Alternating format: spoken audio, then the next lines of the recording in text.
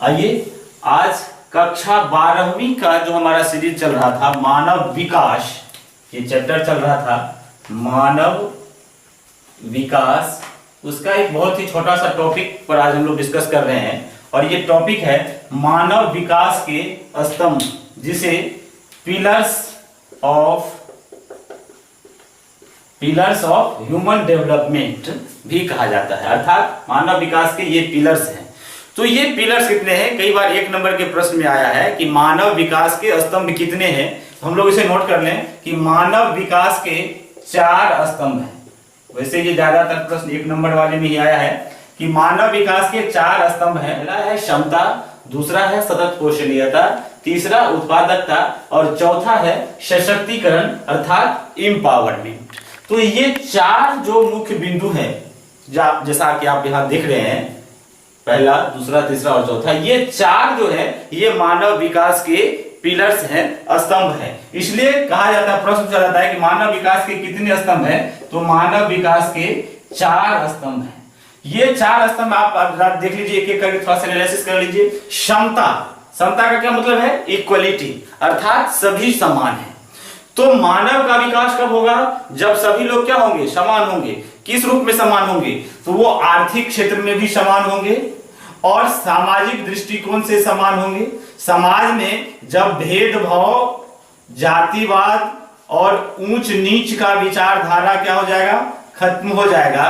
तो ये सारी चीज जब एक लेवल पे आ जाएंगे, इन सभी फैक्टर में सब लोग क्या हो जाएंगे? इक्वल हो जाएंगे। तो स्वाभाविक है कि मानव का जो है वो विकास हो जाएगा। हम देख सकते हैं कि अभी समाज में भी, या हम अपने आसपास कहीं देख रहे हैं कि वर्ण के आधार पर ऊंच नीच है, तो हमें वहां क्या हो रहा है? विकास दिखाई नहीं दे रहा है। यदि आर्थिक स्थिति की बात करें तो एक कहीं बहुत बड़े अमीर और बहुत गरीब के बीच की खाई अंतर आ रही है, तो वहां हमें विकास नहीं दिख रहा है। अगर ये चीज खत्म हो जाए और ये बराबर की इक्वलिटी की भावना आ जाए, तो हम वहां पर कल्पना कर सकते हैं कि वहां मानव का विकास होगा। तो इसलिए विद्वानों ने मानव विकास के स्तंभ में जो सबसे पहले पॉइंट दिया वो क्या है? कि क्षमता। जब तक हम सभी दृष्टिकोण से समान नहीं होंगे, इक्वल नहीं होंगे, हमारा विकास संभव नहीं हो सकेगा। इसलिए मानव विकास के जो पिलर्स हैं, जिस तरह से घर को खड़ा करने में, कहीं हम बड़ा सा घर बनाते हैं, बिल्डिंग बनाते हैं, तो वहां पिलर की बहुत बड़ी आवश्यकता होती है। वो पिलर बहुत बड़ा बुनियाद का काम करता है, वो एक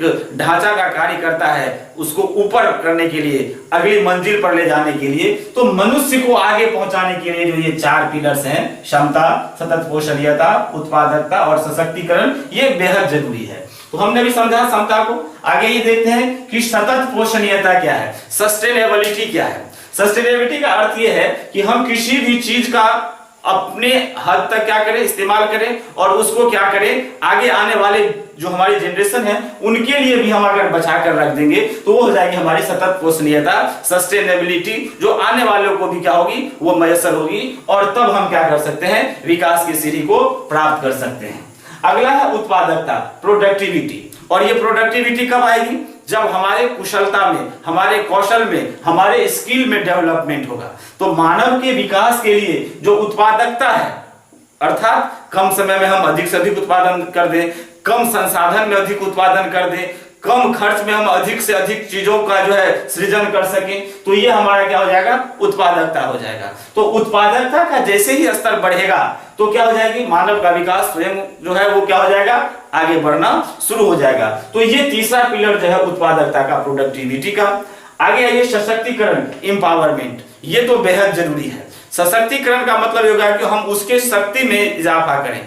किसी भी व्यक्ति को आज सशक्तिकरण में खासतौर से जो जोड़ा जा रहा है वो नारी सशक्तिकरण, महिलाओं के सशक्तिकरण की बात करी जा रही है। क्योंकि हमारे तबके में, हमारे सोसाइटी में, हमारे समाज में एक बहुत बड़ा तबका जो है वो महिलाओं का है, नारियों का है। तो उनको एम्पावरमेंट, उनको विभिन्न सेक्टर में आरक्षण दे करके या विभिन्न तरह के हम उसको सुविधा दे करके जब तक आगे नहीं लाएंगे हमारा विकास संभव नहीं हो सकता है। तो इसलिए सशक्तिकरण, वो हम सिर्फ यहाँ नारी की बात की, लेकिन नारी में ही नहीं बल्कि विभिन्न और भी जो विकास के दौर से पीछे जा रहे हैं उनको भी एम्पावरमेंट देकर के आगे करने के लिए जो है ये मानव विकास के स्तंभ आगे आएंगे। और इन चीजों को जब हम एक साथ जोड़ देंगे तभी क्या होगा? ये मानव का विकास संभव हो सकेगा और मानव विकसित होगा। ये मानव विकास के स्तंभ है।